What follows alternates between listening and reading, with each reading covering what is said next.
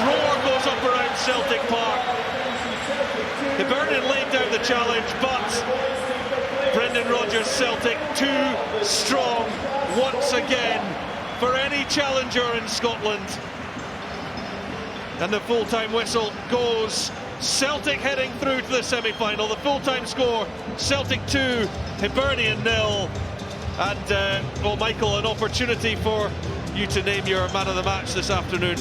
Well, I thought that the likes of Hitati and Engels were very good in the middle of the park, but that first goal in the game, it was key right before half-time. Daizen Maeda, a constant threat. He said that he could have had a hat-trick, but his all-round game, he's taken it to a different level this season.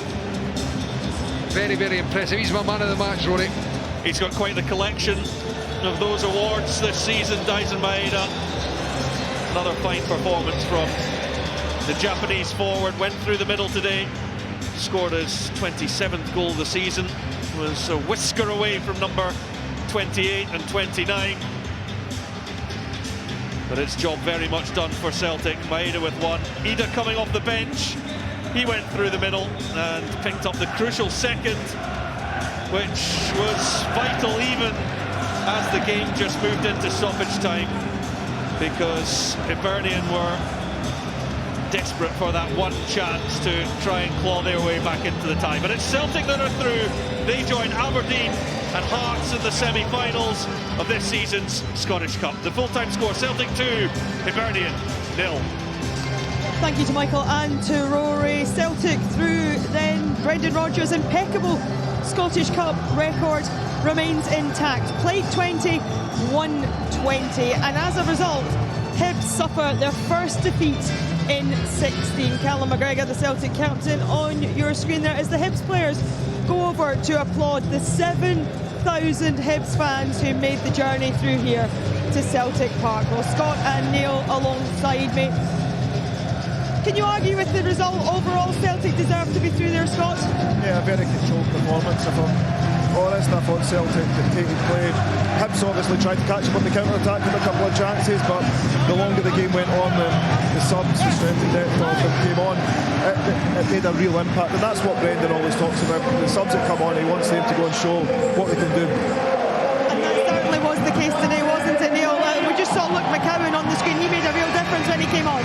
Yeah, we've talked all season about the strength and depth that Celtic have, and the three substitutes, Yang, McCowan and then Idah, they all combined to score the second goal. But I felt it was a really good cup tie. I think the fact that there was 7,000 Hibs fans, added to the atmosphere. I thought Hibs, more territory in the second half, but they just lacked that quality in the final third or the final pass. But as Scott said, really good performance from Celtic, and it had to be. They're playing against a team who are, full of confidence, on the up. But it's a big, big win for Celtic. Excellent win. And you can hear the music behind us with the punchline Maeda, and he was once again the difference maker in that first half. I mean, just the speed at which he plays, Scott, the way he thinks, his anticipation, it must be so difficult to play against. Especially in the box as well. You see the shots going in, he's the first to react. Any slack ball, back pass to the goalie, he wants to go chasing. And he is a Duracell bunny, if I'm honest. He just keeps going and keeps going, and that's what you want, especially the way Brendan wants his team to press. He wants those players to get up there and get in their face, and he's the best at it. I think he's impossible to mark sometimes. You cannot switch off for 1 second against him. Even at the end, 95th minute, he's in. He could have had a hat-trick today, but it only takes that split second, which you saw for the first goal, and he punishes teams. What a player! What season he's having. We spoke pre-match just about how difficult it is to come here and play against Celtic. From Hibs' perspective, what might they have hoped to have done better in this one? It's difficult when you can't actually keep possession of the ball. Yeah, I think they'll be a little bit gutted that they didn't have more attempts on target, if I'm honest. Tried to work Casper a little bit more, but that, hey, take nothing away. Celtic's performance at the back, I thought they dealt with the threat really, really well, and Boyle and Bowie up top as well. And then the subs that came on, yeah, they helped Hibs a little bit fresher legs, but still really didn't create any chances higher up the park. But take nothing away, that's due to Celtic's quality at the back line as well, and concentration for 90 minutes. Yeah, it was difficult, wasn't it, for Hibs? And they actually did quite well in that opening 20. I guess the manager, you say when you bring a team here, try and see out the first 20, have a solid start. And defensively, they were quite compact, weren't they? But obviously just undone. Nicky Cadden going off injured. and then obviously Celtic taking the lead. Yeah, look, when you come here, you know, if you're a manager of Hibs, Aberdeen, but you need your best players on the pitch, and losing Nicky Cadden was a huge blow. And then a couple of minutes later, Celtic scored. Up until then, they'd restricted Celtic to long-range shots, which is good. You know, you want Jordan Smith to make the saves, which he did. But yeah, they were really compact. They blocked the chance as well, and restricted Celtic to limited chances. But you gotta go for 95 minutes against Celtic. Yeah, you certainly do. You mentioned Jordan Smith, and he made several good saves here in this one. The two that he couldn't quite get to were scored by Maeda and Adam Idah, and they're both now with Connie. Thank you very much for that, Emma. Congratulations to both of you. Adam, a really important victory. You're through to the semi-finals of the Scottish Cup. How does it feel?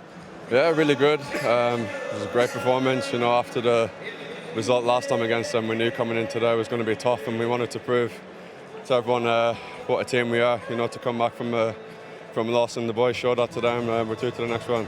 Is that something you were really conscious of going into this one, that you had to sort of put that to bed and you know, try and march on against for the rest of the season?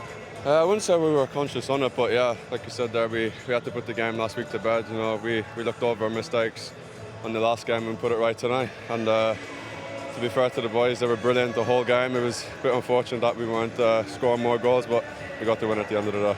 And a very important goal again, Daizen, for you. How did it feel to score that goal? Yeah, I'm happy to score the goal. We dominated the game and we played well. Yeah. He's been so important in everything this team is doing recently. A word for just, you know, how integral a part of this team he is.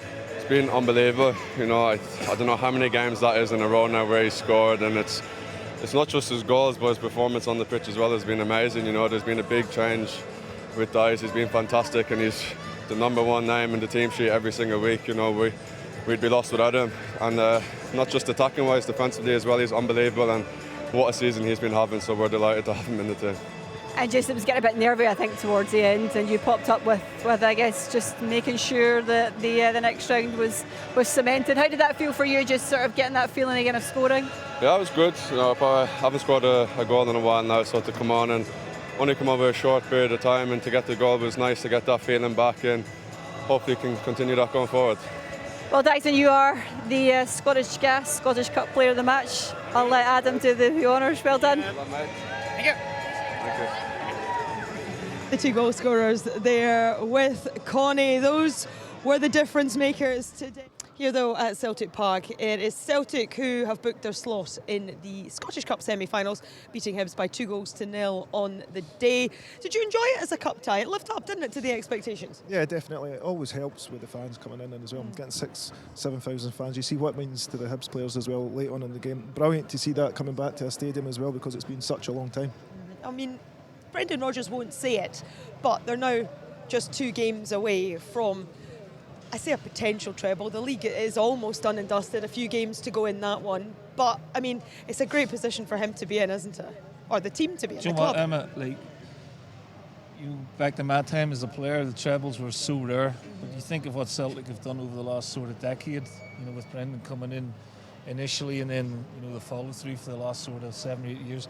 It's incredible. It's almost like the expectation is you get disappointed if they don't win a treble. That's how good the club has become. But yeah, he will want that. You know, they've had a brilliant season up to now, great run in Europe, League Cup in the bag, they're almost over the line. Some of the football they've played this year has been breathtaking. The squad is strong, you know, and he'll want more. You know, he'll want more going forward. But yeah, you're right. 2 games away now from a potential treble, but he won't be taking that for granted. Won't be taking it for granted, but I mean, you've been here when the club's won trebles, so have you. Will that be getting spoken about amongst the players, or is it, as we get told, genuinely it doesn't get mentioned? You never get too excited because we've had bad games here and you can lose it easy enough. So to get through a good Hibs team like that, 2-0, no goals against, it's a great place. But the thing is, it's a mentality now for Celtic, just to 1 game at a time. Yes, the league's almost done, but it's not done and dusted. They want to make sure they try and get as many points and as many goals as they possibly can, and then it becomes the cup game right at the end of the season. But there's a lot of football to be played before that, and hey, it's brilliant. Celtic get back at Hampden, I'm sure the fans will love that, and from there, that's the main focus now. What about the progress that's been made under Brendan? I mean, we've done Champions League games where we've spoken about how the team now competes at that level, but as a whole, you know, Brendan wanted European progress when he came in, but to also then deliver domestic success and almost domestic dominance as well, it's quite a statement. Yeah, because things were difficult for him last year, there's no question of that, and the title race was close. And in the end, the last sort of 5-6 weeks of the season, they prevailed and then won the cup. Really difficult semi-final. And right on cue. But this season it's been marvellous. Well, congratulations. Speaking of the Congratulations, man himself. Brendan. What pleased you the most today, Brendan? I thought the control and the compactness in the game was good. Because that system, you got to really work inside the side to find the space. So I thought that aspect of it was really good. So that can make the opponent passive because you keep the ball in. We just had a spell of about 10-12 minutes in the second half where we give the ball away cheaply, and then it offers them a little bit of hope in the game. But I think overall our control in the game was very, very good. Yeah, the strength and depth of the squad now as well is fantastic. But what do you feed Maeda? How good's he? You see 95 minutes and he's still going. He makes those runs in behind. He should score as well at the end. Well, he could have had a hat trick, but we were saying you can't take your eyes off for a second, Brendan. Well, that's the 95th minute, and he's still making the runs. And the first goal, when you actually see it back, is anticipation in such a tight space. Yeah. And what the ground he's made up over the defender just to get there and read it. I think he's an amazing role model. See if you're a young player coming through, and you want to give your honesty to the game and your work and intensity and everything.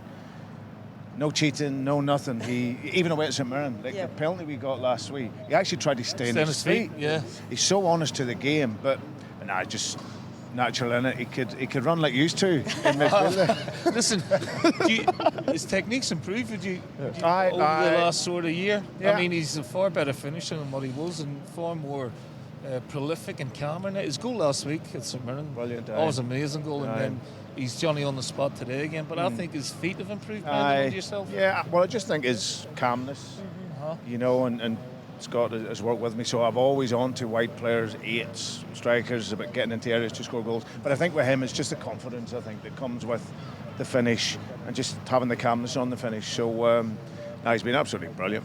Did you expect him to have such an impact? When Kyogo left, a lot of people were saying, you know, have Celtic left themselves short in that area? But obviously you've got Idah here, you've got plenty of other options. But the fact that he's stepped up, and as you've said, Neil, he's also improved his finishing as well to become quite prolific for you. Yeah, listen, I think if you trace back to what I said that he can play as a striker. But I didn't want him to have to. I wanted another body in, just for depth, just for the game's intensity. But I always knew that you don't play for Japan in a World Cup as a number 9 and score the goals he scored for Japan and for Yokohama if you can't finish. Yeah, he's not maybe a target man. No. You know, that traditional. But look at all the goals he scores, the various types of goals. So he's a goal scorer. Maybe not a direct up and down number 9, but he can score goals and finish. And I think, as Neil said, I think that's grown in confidence as he scored more. Definitely, he's definitely improved. No, he's a delight to watch, if I'm honest. His movement from 95 minutes, you can see he's on the shoulder, and as the manager says there, you can't take your eye off him because he literally waits for you to turn and he's away. And there's so many moments in the game where he frightens the goalkeeper or the centre. You just can't relax with him, and that's always what my team's tried to do, press the game. And so having that focal point up there is great to have that. I was just asking, Neil, just as you were walking in, actually, you know, we've covered Celtic in the Champions League this season, and we've seen the marked progress that the side have made on that platform. But to also sustain that with domestic success, domestic dominance, how pleased are you with where the club is at, where the squad is at as well, as far as fighting on both fronts, when you now are thinking about a return to Hampden once again to try and retain this trophy? Yeah, I think to have that, I think it's the professionalism of the players is obviously very, very important, because it's so easy to, you have your great nights, Bayern Munich and all the big games, just to switch off the engine and think you can just coast. But I think when you win in trebles and you win in trophies, it's your professionalism and your attitude to your training every day that then allows you to bring it into the game. So you can't do that unless you have that mental, fitness to keep going and keep working, and the guys have done that really well this season. So yeah, it's another semi-final, which is great. Did you enjoy today? We were just talking before about the 7,000 Hibs fans, and it had a real cup feeling to it today, didn't it? And obviously the sun came out for us. Aye, no, listen, I think that's what we all want to see, don't we? Absolutely. I think the Hibs supporters were brilliant.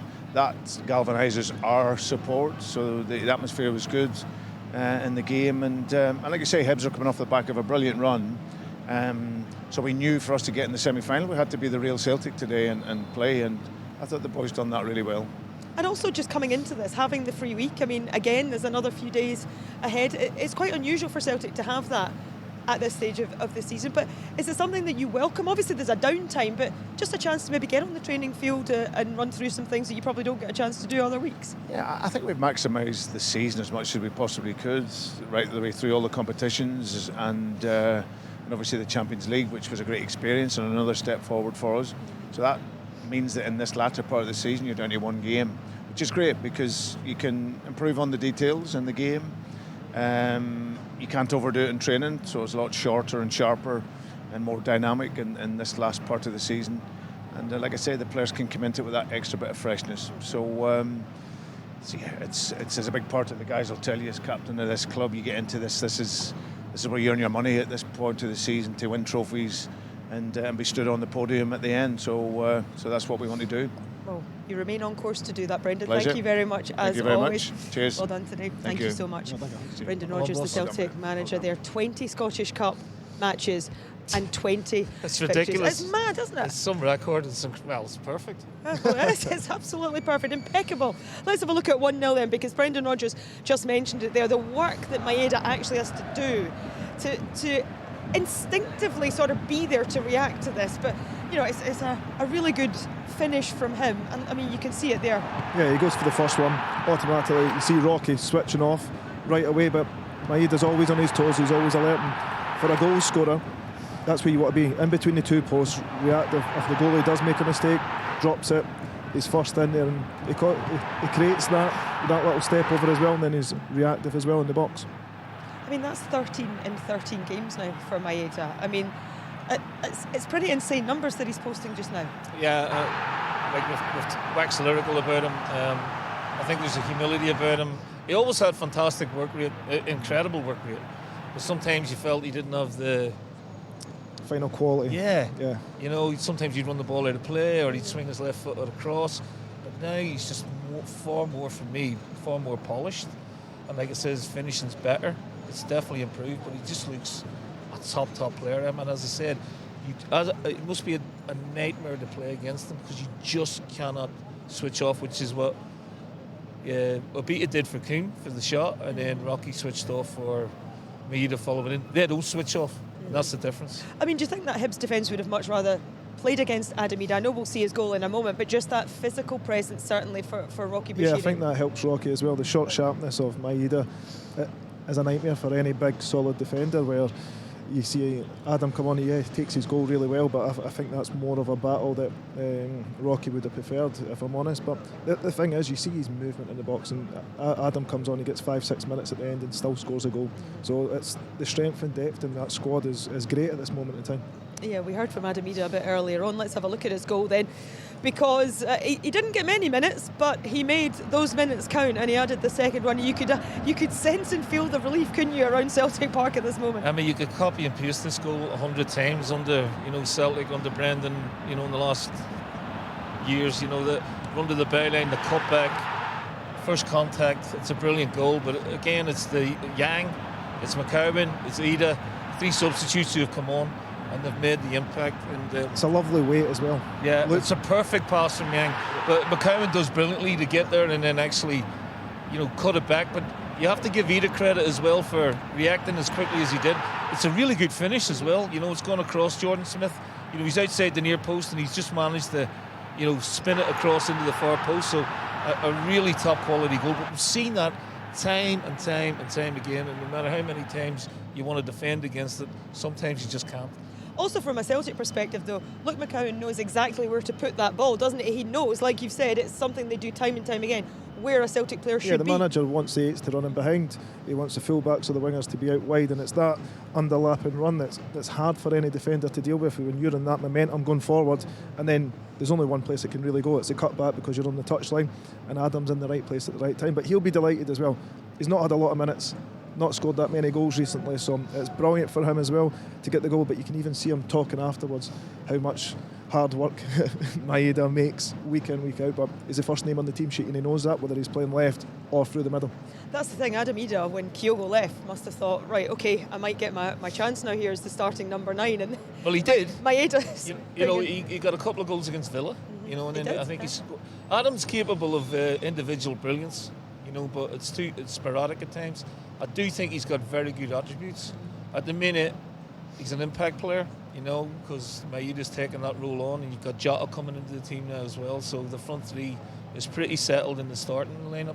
But I think there's more to come from him. You know, and that'll come with the more work he does with these players and under the manager. Yeah, he scored some big goals as well, hasn't he? Including the winner in the Scottish Cup final last season. Well, that was 2-0 under Idah, but Celtic could have been further ahead by this point. I mean, you mentioned Maeda could have had a hat-trick. This was one very early in the second half, and I think you've just obviously stretching too much, just a little bit hard to pass. Again, it's that pattern of play we talk about, you know, Johnson making the run. I just think he's on the stretch, you know, and I think it's a difficult one for him. This is brilliant play from Callum McGregor.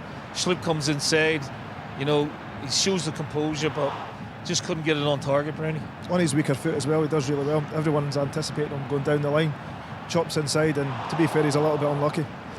And this one here that we're about to see, this is just another angle of the Schlupp goal, but the one you were talking about, Maeda, still right at the very, very end of this match. He's got double movement, it's brilliant. You can see him here. Makes a run beforehand, calmness, in behind. His first touch was brilliant. His touch is brilliant. Yeah, it is. Then he's a little bit unlucky, but Smith does brilliant as well. He stays on his feet and he makes him take that extra touch out wide, and as soon as it goes out wide, he knows that he can get his body in. I mean, here you just... Bernie, I think that's what he's improved then. His first touch on the move. Yeah. Sometimes that ball would run away from him, but if you've seen today the one he had first half where he controlled it, put it over the bar, his goal last week against St Mirren, his first touch was perfect. His touch there is perfect again, but you got to give Jordan Smith great credit. That's a great save. But he's still getting in there all the time. He must be a nightmare to play against. You have to say, Jordan Smith made some really big saves today, didn't he? Despite conceding 2 goals. Yeah, 100%. He keeps him in the game early doors. Callum's shot, Hatate's shot as well from 20-25 yards. It's 2 great saves, but it's 2 strong hands as well. The first one from Callum, he gets down low and he puts it out wide, not back into an area that you know Maeda or that's going to be there. That is a top quality goalie. That's where you want him to put there. Know that he can make saves, and everyone, when you come to Celtic Park, you need your goalie to have a fantastic day, and Smith really did. He was unlucky for the first goal as well, wasn't he? Because he's made a brilliant save from Kane, and it could have went anywhere. Unfortunately, it's gone straight up in the air and Maeda's popped it in. Yeah, so disappointment there for Jordan Smith. He has just signed a new contract extension though with Hibs, so that a bit of good news for the Hibs fans this week. Well, we've heard back to Celtic Park where Hibs have suffered their first defeat in 16 matches. Let's get the views of David Gray now. He's with Connie McLaughlin. David, you've not tasted defeat for such a long time. What was your overall take on that one? Yeah, I think it's obviously not a feeling we've been used to for a very long time, and that's credit to the players, I think. But you know, it's never a nice feeling. We'll never accept losing games of football. But I think on the whole, Celtic deserved to win the game. When you think back to how the game went, I thought any opportunities we really did have to hurt Celtic, our quality let us down at times. So it was never for a lack of effort. You know, I think even the way we defended at times, started the game, Celtic came out flying as we thought they would. I thought we stood up to that quite well. Lose a goal just before half time, which is always disappointing. But then we stayed in the game right to the very end without really hurting Celtic. That was the one thing I would say on reflection. Had a bit of a go towards the end, but it just broke down too many times, and I've got no complaints on us. Getting knocked out on the performance, effort was always there. The fans were outstanding for 90 plus minutes as well, which was brilliant. But as I've just touched on there, we need to dust ourselves down quickly, and the attention fully focused now goes on to the league. Yeah, just watching some of the players coming up the tunnel, heads down, disappointed. I suppose that just shows you how far you've come. The fact that you think you can come here, do that, and get the same result you had against Celtic the last time. Yeah, I think that's the belief that's been building over a number of weeks now. I think you've seen that with the fans that come to the game as well, with that real expectation.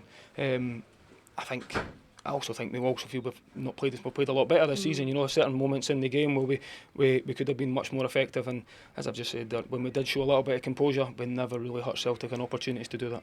Just on that run, how do you ensure that you start to build that momentum again? Because what you don't want to do is let that dip and take you somewhere you don't want to go. No, definitely not. But as I said before the game, this is the toughest test in Scottish football. Coming to Celtic Park, we've been unfortunate to draw them twice in both cups now away from home, which is a tough test in itself. But we can't dwell on it. We need to then dust ourselves down quickly because we're still on an incredible run on our league form. As I've said, hardest place to come and play Scottish football. So we've got a real difficult test next week away to Kilmarnock. That doesn't get any easier, and a different challenge altogether. But we need to get back together, back into the training pitch and make sure we put this right. Appreciate your time. Thank you. Cheers. It's our first defeat in 16 for David Gray's side. And as he's just mentioned there, it is an indication, isn't it, of how far they've come, the fact that the players are so disappointed. Because they did have that belief that they could come here and get a result. They did, and as David said, at times in the second half, they worked the ball into really good positions, but the quality, deserted them at the most important stage. He is right, it is the toughest test in Scottish football to come here. They give a good account of themselves. They've been on a fantastic run. You'll want to maintain that, not get too down about today because they competed really well and restricted Celtic at times for long periods in the game. But quality counts, and Celtic had the quality, the really polished performance today. But, there's a lot of good things about Hibs at the minute. I think he's doing a wonderful job and ticking off a lot of boxes that you have to do as a Hibs manager. And such as the run they've been on, they've now put themselves in a brilliant position to be challenging for that third spot. Coming up before the split, Kilmarnock, St Johnstone, Rangers and Dundee. I mean, and on the form they've been on, they'll fancy winning all of them. Yeah, I think Dave will go in there and think, right, there's a chance, an opportunity to go and win all 4 games. Yes, going away to Kilmarnock's always a hard one on the AstroTurf, but he's got the players in there. Like Nicky Cadden's a huge miss for them if he's going to be out for a bit because his quality from set plays and key to the way they play, isn't it? Yeah, that's the thing. I think when you've seen Idah, that's what we talked about. He switches off for that 1 second. Kuhn, boom, there you go. Thank you very much. And that's the difference between Nicky, that's been playing loads of games, and Idah, that's just jumped back in. One more game to go in the Scottish Cup quarters. Livingston against St Johnstone tomorrow. Tough one to call. Mm-hmm. Livy will fancy it at home. Davy have had them, fired up for that one. Big incentive. St Johnstone, have found a bit of form on the seam with Alakari, and they'll fancy their chances as well. So it could go either way. Yeah. You've already been to Livy and beaten them with Ayr United, haven't you, this season? Yeah, to be fair, they're a really good team, especially at home as well. So for me, it's going to be a hard one. St Johnstone, yes, they start to play a little bit of football as well. They have got into that, a little bit of winning mentality as well. So no, it's going to be good as well, but it's good for Scottish football as well that it's that Championship versus the lower end of the Premier League. So also looking forward to see where it goes. Hopefully not for long. Exactly. Well, thank you very much both for your company today. It's been brilliant as always. We know 3 of the semi-finalists. One more tie to go. Celtic are safely through after their win today. We'll see what happens tomorrow.